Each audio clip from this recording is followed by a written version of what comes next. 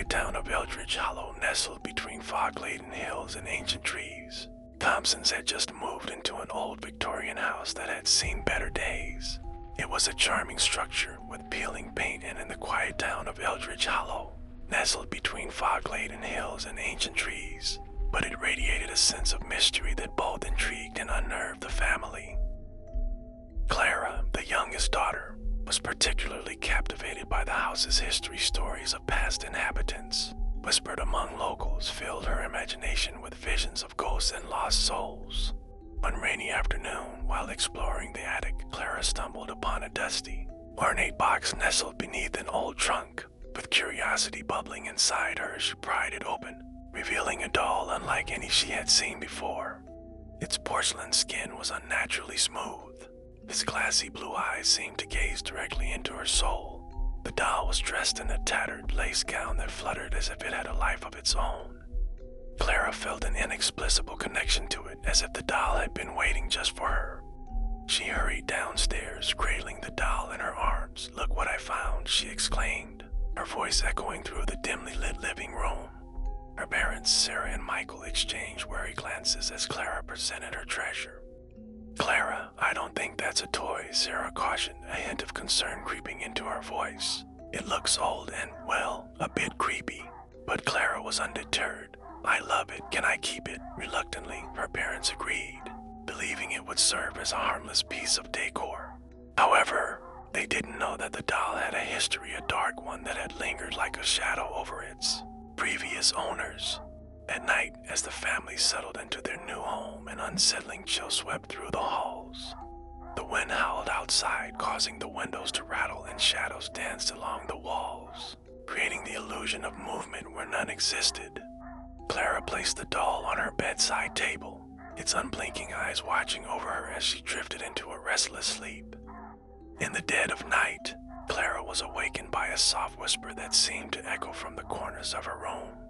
She sat up in bed, her heart racing. The doll was no longer where she had left it.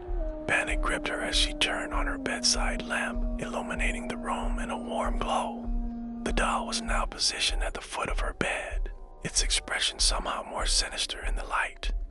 "Come play with me," the whisper beckoned again, this time clearer. Laced with an otherworldly timbre, Clara's breath hitched in her throat. She rubbed her eyes, convinced she was still dreaming, but the doll remained, its glassy eyes glinting with a malevolent spark.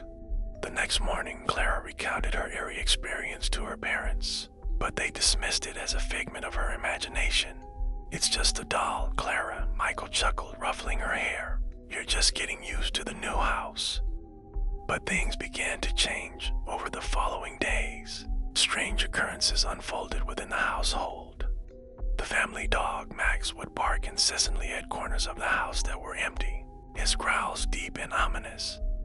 The lights flickered inexplicably, casting erratic shadows that seemed to shift and sway, and sometimes Clara would find the doll in different places, always with that same unsettling gaze, as if it were watching the family's every move.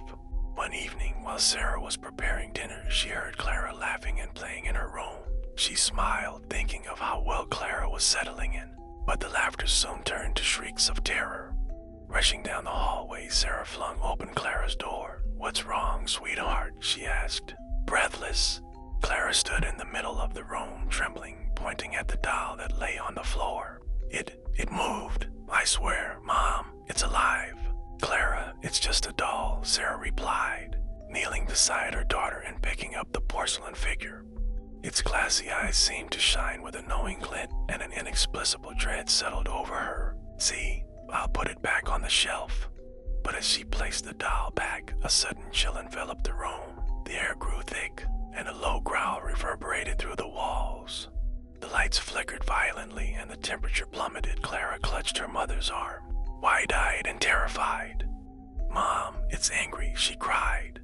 At night, sleep eluded the Thompsons. They huddled together in the living room, the flickering candlelight casting long shadows that danced across the walls.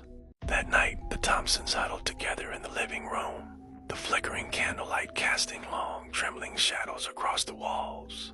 Clara curled up on the couch, her small frame enveloped in a blanket, while her parents exchanged worried glances.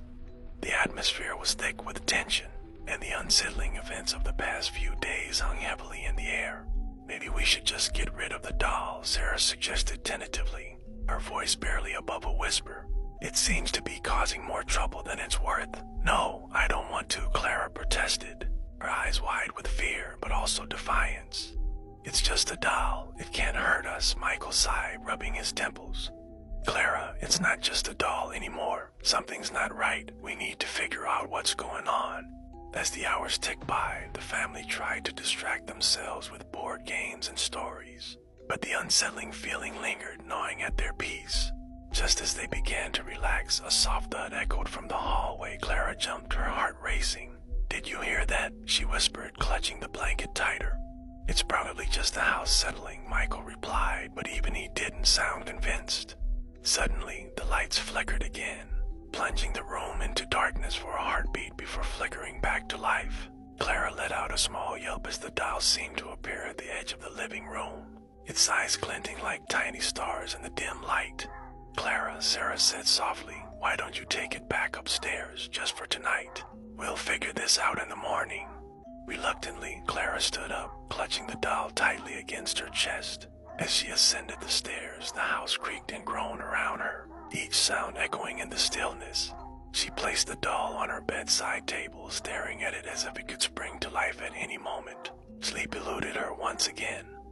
The whispers returned, clearer this time. Play with me, Clara, they beckoned, luring her into a web of confusion and fear. She squeezed her eyes shut, wishing the voice would vanish, but it persisted, a haunting melody that thrummed through her very being. The following morning, Clara's parents noticed her pale complexion and the dark circles under her eyes. Are you okay? Honey, Sarah asked, concern etched on her face. I'm fine, Clara lied, forcing a smile, but she couldn't shake the feeling that the doll was somehow connected to the strange occurrences around the house. As the day wore on, Clara's unease only grew. Everywhere she looked, shadows seemed to stretch and twist, whispering secrets just beyond her understanding. The family decided to visit the local library, hoping to uncover the history of the doll and its unsettling presence. The librarian, an elderly woman with deep-set eyes, listened intently as they recounted their experiences. Ah, that doll, she said, her voice barely above a whisper. It's been in the town for decades. They say it belonged to a little girl named Abigail, who lived in this very house over a century ago. She was said to have an unusual bond with it. What happened to her? Michael asked, intrigued but apprehensive. Abigail died under mysterious circumstances, the librarian continued, her gaze dropping to the floor. Some say she was possessed by a dark spirit. After her death, the doll was passed down through several families, each suffering strange misfortunes. It's said that if the doll is disturbed, it awakens something sinister. Clara's heart raced. So it's haunted, the librarian nodded solemnly. Many believe it's a conduit for dark forces. If you have it, you must be careful. It feeds on fear and sadness. As they left the library, Clara's thoughts raced. The doll was more than just a plaything. It was a vessel for something far more malevolent. At night, she lay in bed, her mind swirling with the stories she had heard. The whispers intensified, begging her to play, to join them in a world beyond her own. Clara, the doll whispered, its voice now clear and chilling. Come to me. We can be together forever. Clara's heart pounded in her chest as she sat up, glancing at the doll on the shelf. She could feel its gaze fixed upon her, the weight of its presence suffocating. With trembling hands, she reached for the lamp, casting a warm glow across the room. But the shadows seemed to grow darker, twisting into shapes that danced menacingly at the edges of her vision. Please, just leave me alone, Clara cried, her voice breaking. In that moment, the whispers and the shadows fell silent, as if momentarily taken aback by her plea. Clara sat there, heart racing, the oppressive silence enveloping her. She glanced around the room, half expecting the doll to move or speak again, but it remained still, a lifeless object on her shelf. Determined to reclaim her sense of safety, Clara made a decision. She would confront the doll and the darkness that surrounded it. Gathering her courage, she approached the shelf and picked up the doll, its glassy eyes staring back at her. For a moment, she hesitated, battling the instinct to throw it away, to get rid of it once and for all, but a part of her, curiosity mingled with fear, which held her back. "Why are you doing this?" Clara whispered, feeling foolish for talking to an inanimate object. "What do you want?" The doll remained silent, and an eerie stillness filled the room. Clara took a deep breath and placed the doll back down.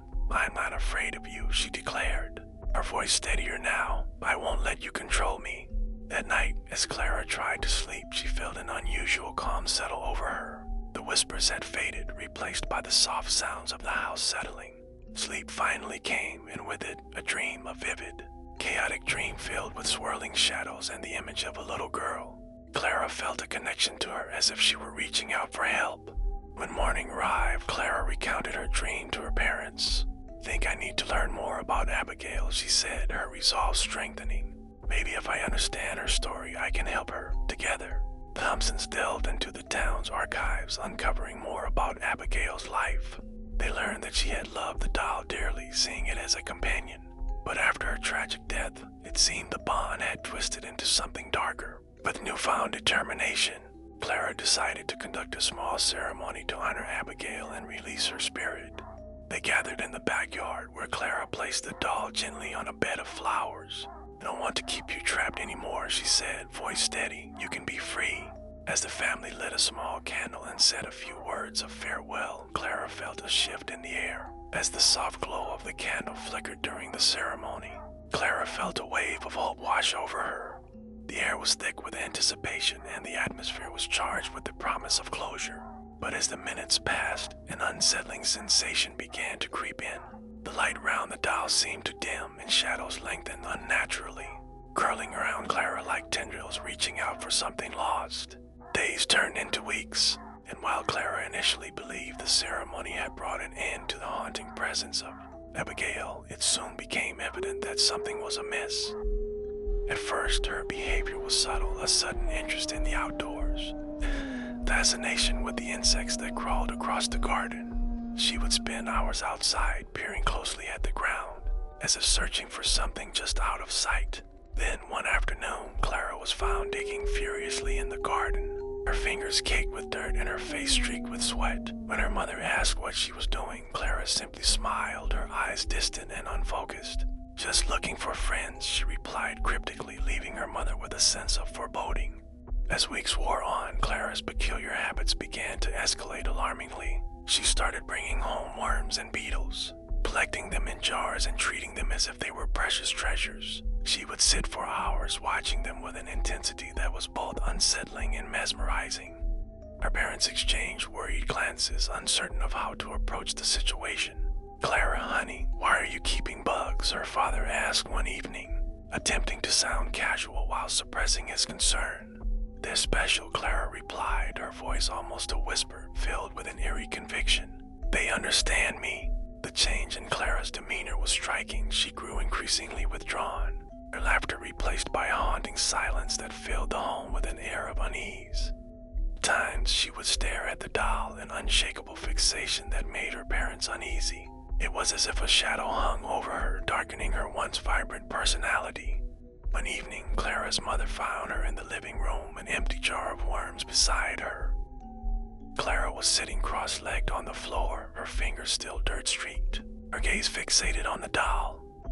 "Clara, what's going on?" her mother asked tentatively, her voice laced with concern. Without breaking her gaze, Clara replied, "Abigail wants us to listen. She's just trying to tell us something."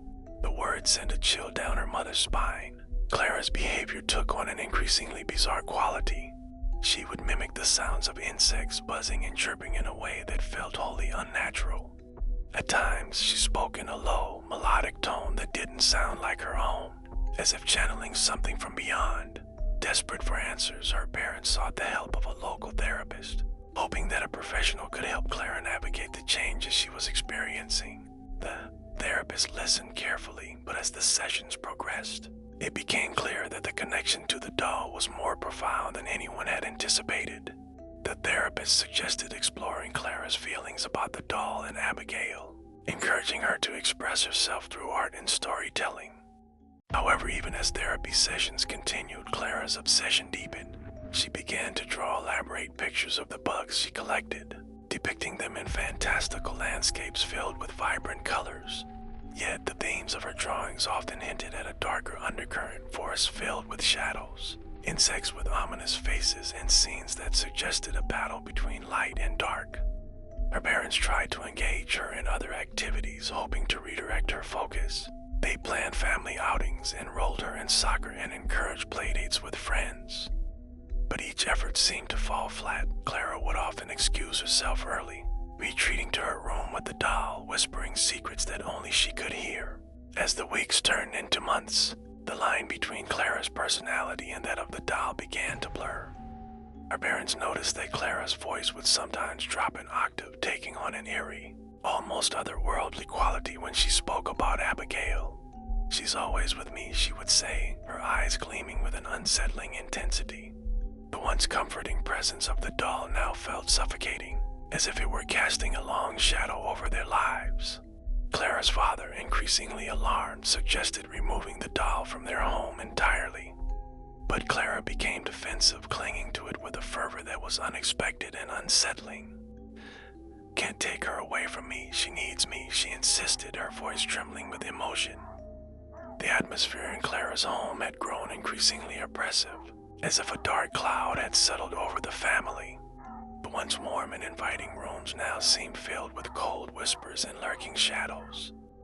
Clara's parents, overwhelmed by the chilling changes in their daughter and the sinister aura surrounding the doll, decided they could no longer manage the situation alone. Desperate for answers and a return to normalcy, they turned to the church, a place they hoped would offer sanctuary and guidance. On a gloomy, overcast afternoon, they bundled Clara into the car. The doll clutched tightly in her arms and drove to St. Mary's Church. The Gothic structure loomed ahead of them, its spires reaching towards the sky like skeletal fingers. As they entered the church, the heavy wooden doors creaked ominously, echoing through the cavernous interior. Father Michael, an older priest with a gentle demeanor and wise eyes, greeted them. He had heard stories of strange happenings before, but the intensity of Clara's case was palpable even to him. As Clara's parents recounted the eerie occurrences, the lowered voice, possessiveness over the doll, and the increasingly strange behavior of their daughter, Father Michael listened intently, his expression growing more serious. The priest suggested starting with a blessing of their home, a ritual known to dispel negative energies. He also offered to speak with Clara, hoping to reach the girl beneath the unsettling influence of Abigail. Clara, however, seemed distant, her gaze often flickering to the stained glass windows, where colors danced in the dim light like spectral figures. As Father Michael began to talk to Clara, the church seemed to grow colder. The air felt thick with tension, and the flickering candles cast eerie shadows on the stone walls. Clara's voice, when she spoke, carried an unsettling echo, as if another presence were speaking through her. "Abigail doesn't like this place," she murmured, her eyes reflecting the candlelight with an unnatural glow. The priest, maintaining his composure, asked if he could see the doll. Clara hesitated, clutching it tighter before slowly extending it towards him. As Father Michael took Abigail into his hands, a sudden chill swept through the church, causing the candles to flicker violently. Father Michael closed his eyes, whispering a prayer under his breath. The intensity of the moment was broken by a loud bang. As one of the church doors slammed shut on its own, the sound reverberating like a thunderclap. Clara's parents exchanged frightened glances, their fears now laid bare in the sacred space. Determined, Father Michael continued his prayer, his voice growing stronger, filling the church with a sense of defiance against the darkness that surrounded them. Clara watched, her expression a mix of anger and fear, as if torn between the world she knew and the one the doll promised. The session ended with Father Michael placing a gentle hand on Clara's head, offering what comfort he could. He advised her parents to remain vigilant and to not lose hope, promising to visit their home soon to perform the blessing. As they left the church, the oppressive feeling began to lift, replaced by a fragile sense of hope. Yet, as they drove away, Clara's eyes remained fixed on the doll in her lap, her fingers tracing its worn features. And in the shadowed corners of the church, a soft, sinister laugh seemed to linger, a reminder that the battle was far from over. Father Michael arrived at the house on an overcast afternoon, the thick clouds casting a somber mood over the neighborhood. Clara's parents greeted him with a mixture of hope and desperation, eager for his help to rid their home of the unsettling presence that had taken hold.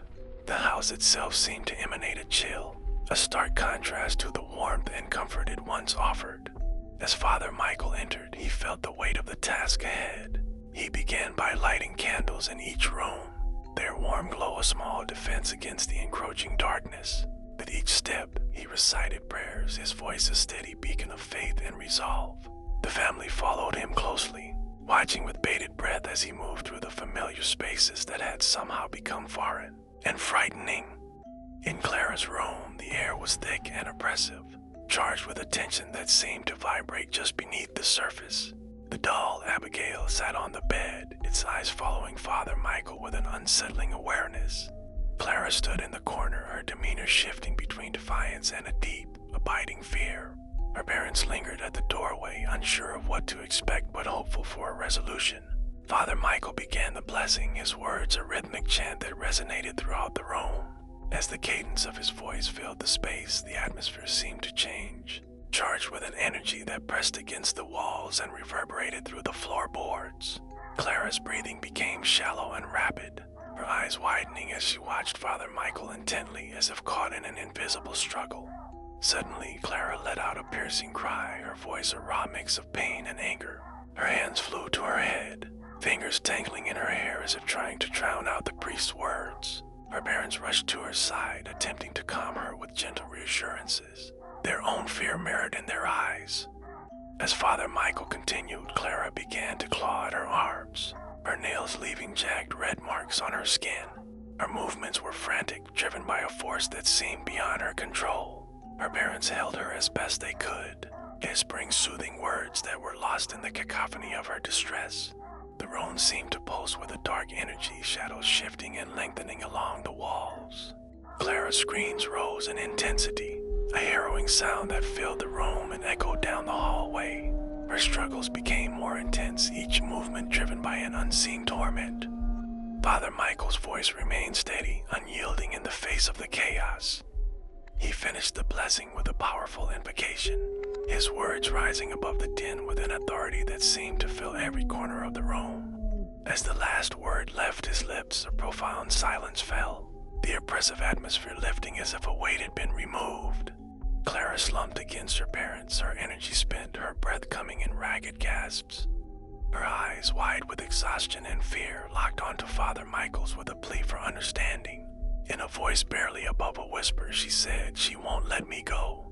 The words were a haunting reminder of the struggle that lay beneath the surface. Father Michael placed a reassuring hand on her shoulder, offering a silent prayer for her strength and peace. The room, though calmer, still held a residual echo of the turmoil that had just occurred. Clara's parents held her tightly, their relief tempered by the knowledge that this was but a step in a longer journey. The blessing had driven away some of the darkness, but the family knew that the battle was far from over. The sinister presence that had taken root in their lives had left its mark, a lingering reminder of the unseen forces that could turn the ordinary into something terrifying. As Father Michael prepared to leave, he offered words of comfort and a promise of continued support, knowing that faith and resilience would be their greatest allies in the days to come. In the weeks that followed the initial blessing, the atmosphere in the house shifted once more, this time into a more unsettling state. Clara's behavior, which had initially shown signs of improvement, began to deteriorate rapidly. Her parents, hopeful that the worst was behind them, soon found themselves grappling with a reality that was increasingly alarming. First, it was small things like a sudden outburst of laughter at inappropriate moments, vacant stare that lingered too long as if she were looking through them rather than at them. Clara began to withdraw from her friends and family, spending hours locked away in her room, where her once cheerful demeanor gave way to a heavy silence. The vibrant girl they once knew seemed to be fading, replaced by someone who was increasingly elusive and erratic. One evening, her parents heard a strange noise coming from Clara's room. It was a scratching sound, rhythmic and persistent, like nails scraping against wood. Concerned, they rushed to her door and knocked gently. "Clara, are you okay?" There was no response, just the continuous scratching. After exchanging worried glances, they opened the door. What they found was unsettling. Clara was on her hands and knees, her fingers clawing at the walls with an intensity that sent shivers down their spines. Her eyes were wide, unblinking, and filled with a mixture of fear and something darker, an intensity that suggested she was no longer fully present. "Clara," her mother cried, rushing to her side, but Clara merely turned her head slowly, a slight smile curving her lips that felt entirely wrong. "Help me," she whispered, her voice a distorted echo of her usual self. "She's here." The weight of those words hung heavy in the air, enveloping her parents in a shroud of dread. They tried to pull Clara away from the wall, but she resisted, her strength surprising them both. She seemed to be in a trance, caught between their world and something far more sinister. As days passed, the occurrences escalated. Clara began to roam the house at odd hours, often speaking in hushed tones or laughing at nothing. Her parents often found her standing in front of mirrors, staring intently at her reflection, whispering secrets that only she could hear. They would call her name and she would turn, her expression eerie and vacant, as if she were a stranger in her own body. One night, the family was awoken by a loud crash. They rushed to Clara's room, their hearts pounding in their chests. The sight that greeted them was surreal. Clara was not on the floor, but seemed to be suspended against the ceiling, her body contorted in an unnatural way. The shadows in the room danced around her, and for a moment, it felt as if the very air had thickened with malevolence. Her parents stood frozen, disbelief mingling with horror. When Clara noticed them, she let out a chilling laugh, a sound that was far removed from the laughter they once cherished. "Look, Mommy, I can fly." The words dripped with a mocking tone, an unsettling contrast to her innocent declaration. In a blink, she dropped to the floor with a thud, landing perfectly upright as though gravity had shifted for her alone.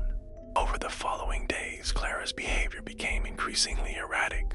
She would scratch at walls, leaving deep gouges that marred the surfaces of their once peaceful home. The family found strange symbols drawn in crayon on her bedroom walls, shapes that held no meaning but felt deeply unsettling. At times, Clara would sit in the corner of her room, her back turned to the door, whispering in a language that was foreign and incomprehensible. Her parents sought help from various sources, reaching out to therapists, doctors, and even spiritual advisors, but nothing seemed to stem the tide of Clara's condition.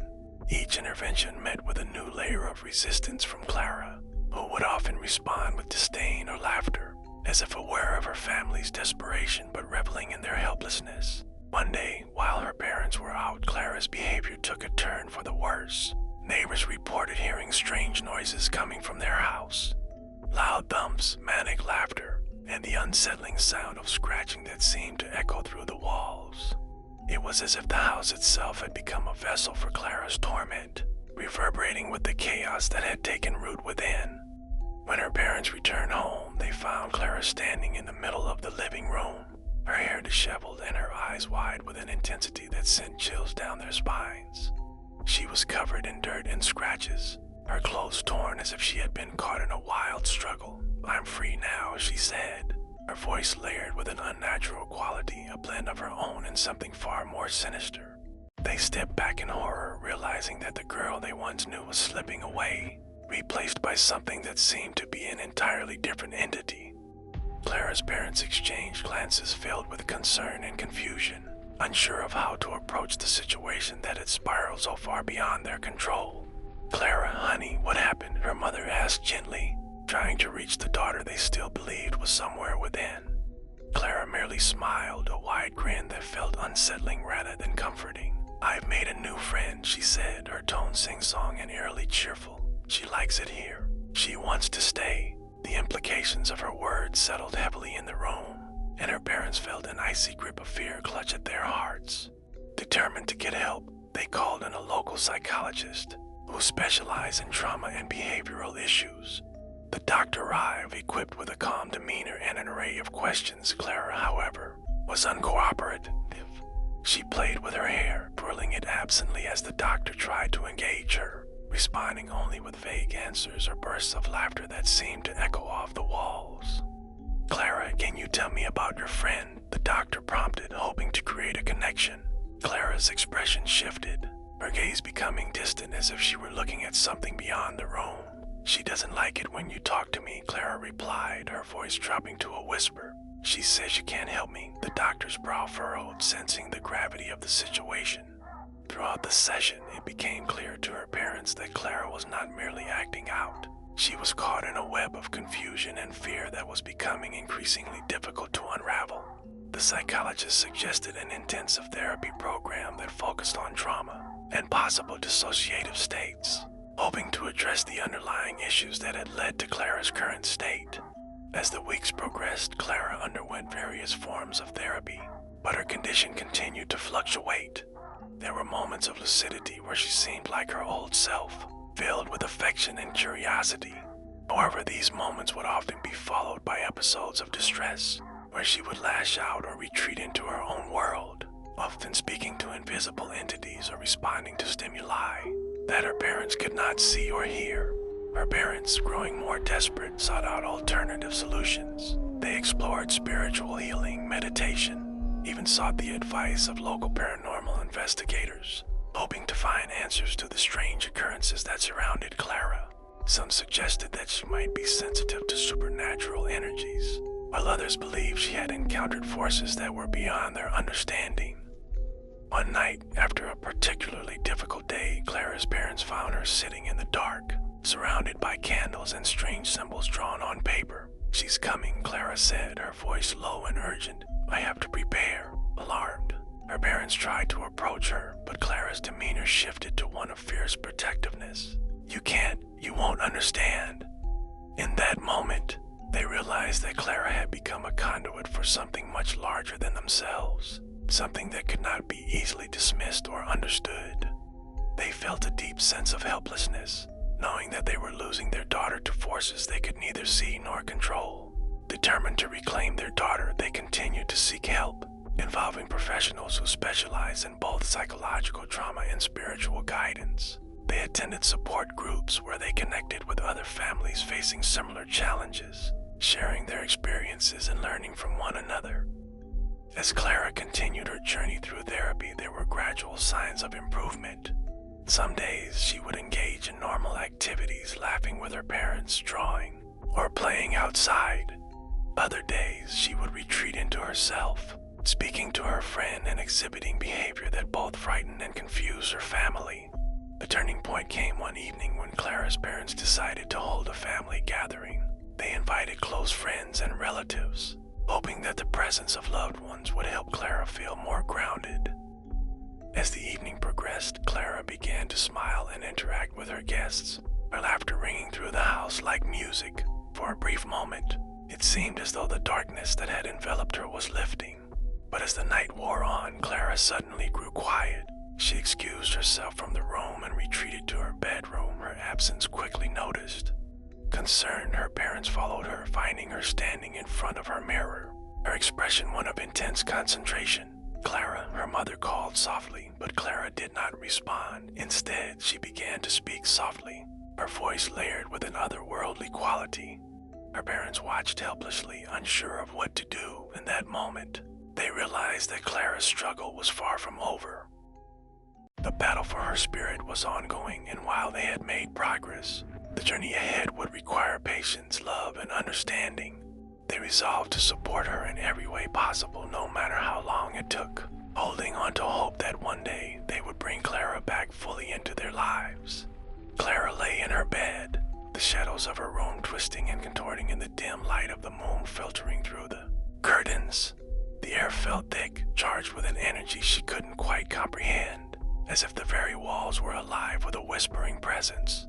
Sleep eluded her, and the darkness seemed to seep into her mind, filling her thoughts with a cacophony of voices, indistinguishable yet compelling. That night, a deep sense of foreboding settled over her, but it was accompanied by an intoxicating rush of power.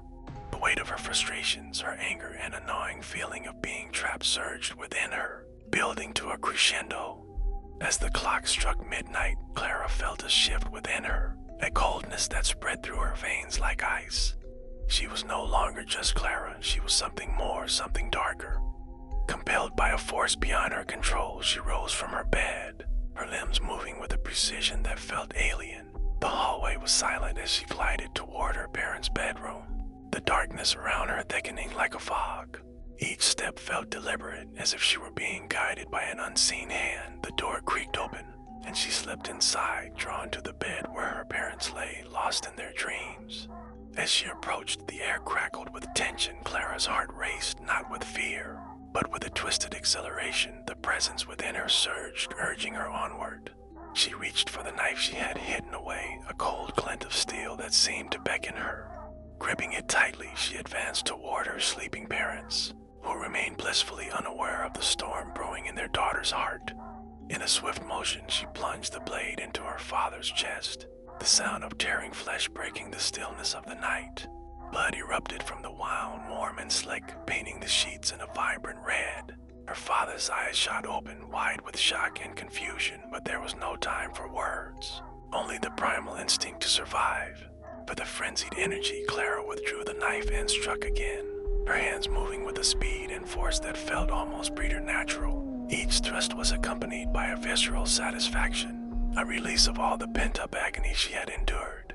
Her mother woke to the chaos. A scream caught in her throat as she instinctively reached for her husband. Clara turned, the knife finding its mark once more, the blade slicing through the air with sickening precision. The room was a cacophony of gasps and gurgles, the once peaceful sanctuary transformed into a gruesome tableau of violence. Blood pooled around her, soaking into the fabric of the bed, a stark contrast to the white sheets.